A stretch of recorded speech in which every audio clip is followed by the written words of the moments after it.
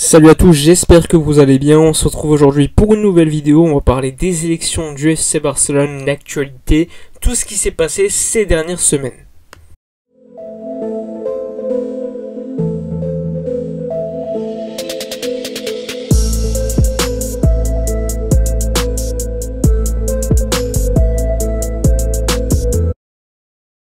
Avant de commencer la vidéo, je voulais vous présenter l'application numéro 1 de l'actualité du football. C'est l'application OneFootball.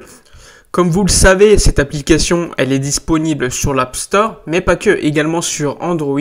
Donc si vous voulez suivre l'actualité du football de ton club préféré, pour voir l'actualité mercato, les résultats des matchs, eh bien je t'invite à aller voir le lien dans la description, le lien pour télécharger l'application OneFootball. Personnellement, moi je l'ai téléchargée, je la trouve super, déjà au niveau du design, au niveau des notifications, tu peux recevoir toute l'actualité du football en live, et ça franchement ça aide, surtout quand tu sors du travail, etc. Donc avec cette application, tu peux te tenir au courant de l'actualité du Barça, de tous les clubs européens, et franchement ça fait plaisir. Bon, pour l'instant, on sait que les élections auront lieu le 7 mars, sachant que, à mon avis, ça aurait pu être beaucoup plus tôt, puisque le gouvernement catalan a accepté les élections des députés, il me semble, en Catalogne. Donc, normalement, il n'y aura pas de problème pour le 7 mars, sachant que le club a mis à la disposition des socios la possibilité de voter par courrier. On sait que pour l'instant, il y a 15 000 socios qui ont demandé cette possibilité, sachant que si tu votes par courrier, automatiquement tu ne peux pas voter en présentiel. Mais attention, si tu as oublié de voter par courrier, dans ce cas-là, tu ne pourras pas voter en présentiel. Parce qu'en gros, tu peux voter par courrier jusqu'à une certaine date. Après, tu ne pourras pas. Après, ça sera juste les votes en présentiel qui, eux, auront lieu le 7 mars. Il y a eu pas mal de socios qui ont demandé à la Junta Gestora, c'est-à-dire la direction intérimaire, de mettre en place beaucoup plus de lieux pour voter en présentiel, mais eux ils ont refusé. Pour l'instant il n'y a que 6 lieux, ils ont expliqué que le gouvernement ne voulait pas. Sauf que les socios qui ont demandé, ils ont demandé au gouvernement, et le gouvernement était plutôt favorable à installer beaucoup plus de lieux. Donc en gros, la direction intérimaire refuse plus d'endroits, et ce pour favoriser le vote par courrier. On peut se demander pourquoi. Alors, on sait que quand tu votes par courrier, tu as plus de possibilités d'avoir des fraudes, tout simplement parce que tu as plus d'intermédiaires.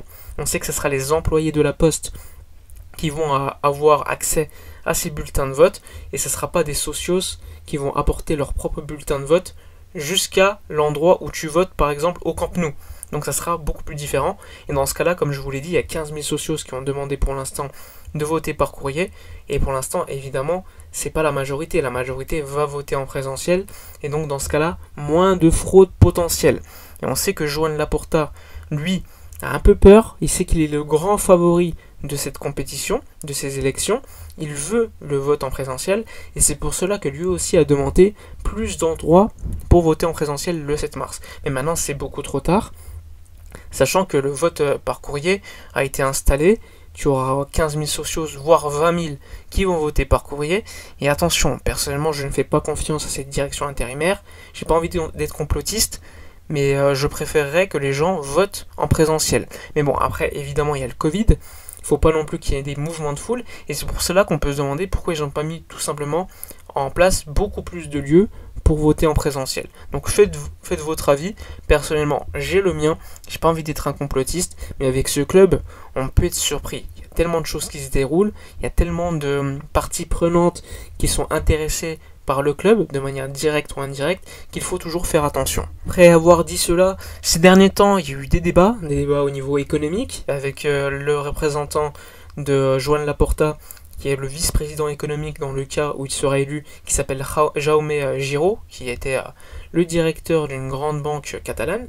Il y a eu un débat avec Victor Font et le représentant de la prochaine éventuelle, s'il y a victoire, une direction de Toni Freixa, un débat sur la Cadena Ser qui a été plutôt intéressant, mais on a quand même vu encore une fois un comportement de Victor Font qui est selon moi trop agressif envers la campagne de Joan Laporta et qui est un peu enfantin.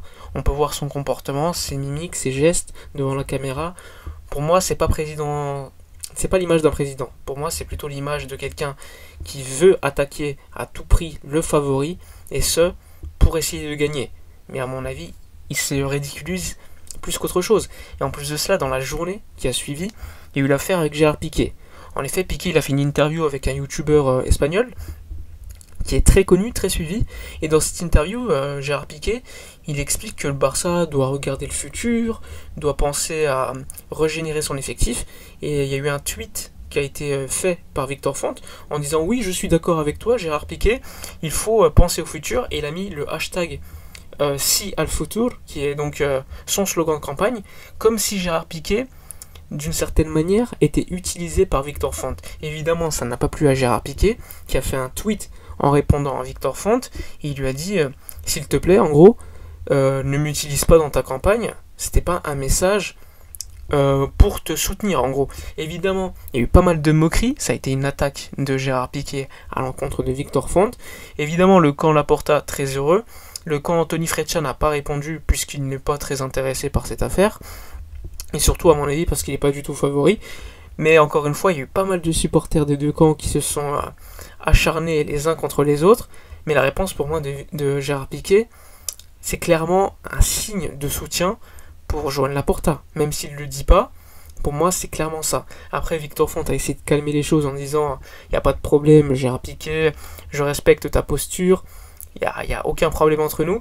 Et Piqué a juste répondu merci, point. Donc, à mon avis, c'était clairement un message pour dire à Victor Font qu'il devait se taire et ne pas utiliser les légendes de ce club. Surtout qu'à côté, tu as Joan Laporta qui est très ami avec Gérard Piqué. Sachant que dans quelques années, il y aura des élections. Et potentiellement, Gérard Piqué qui pourrait se présenter contre Victor Font, en étant la continuité de Joan Laporta. Donc, il y a pas mal d'intérêt. Une réponse qui a été super agressif de la part de Piqué, même si dans les faits on peut se dire ouais ça a été plutôt sympathique. En vrai c'est un taquet de Gérard Piqué pour dire à Victor Font de ne pas l'utiliser et d'arrêter ses conneries. C'est pas la première erreur de communication du clan Font. On sait qu'il y a quelques semaines il avait dit que Griezmann devait partir alors que c'est un actif du club, alors que c'est un joueur qui est actuellement titulaire, tu peux pas dire ça, ça va baisser son prix. Il y a également les déclarations concernant Ronald Koeman, où il expliquait que même si on gagnait le triplété, Ronald Koeman devait partir et Xavi devenait coach. Après évidemment il a fait volte-face, et c'est pas la première fois dans cette campagne où il se trompe. Concernant Tony Freccia et son clan, on attaque également Joan Laporta. Ils s'attaquent pas trop Victor Font, ils savent que le plus grand favori dans ces élections c'est Joan Laporta, donc chacun à leur tour, ils l'attaquent évidemment pour essayer de le rabaisser, pour dire que tout ce qu'il a fait dans le passé c'était mauvais. Victor Font, il y a quelques jours, il disait encore une fois que Joan Laporta avait laissé le club en 2010 dans un état aussi pire qu'il l'est actuellement, ce qui est évidemment pas le cas, que ce soit au niveau sportif ou encore économique. Et ça c'est juste une technique pour déstabiliser Joan Laporta, pour que Laporta réponde de manière agressive, sauf qu'il ne le fait pas, il tombe pas dans le piège, il veut pas que cette campagne soit, super agressive, même si ses adversaires le font. Il veut être quelqu'un qui a l'image d'un président, qui respecte, qui est légitime, qui a de l'expérience, et pour le moment, il faut le dire, c'est ce qu'il montre. Laporta, on sait que le 11 février, il va présenter le projet Espai Barça, c'est-à-dire la reconstruction du Camp Nou, etc. Et on devra attendre jusqu'au 25 février pour savoir son projet sportif, puisque normalement c'était prévu bien avant, mais bon, il va le faire juste avant les élections pour attirer le plus de socios possible pour qu'ils votent pour lui. Encore une fois, pour moi, c'est une stratégie très intéressante, c'est le contrôle du timing qui est très important lors d'élections. N'oubliez pas de liker, commenter, partager, moi je vous dis à la prochaine et d'ici là, comme d'habitude, portez-vous bien.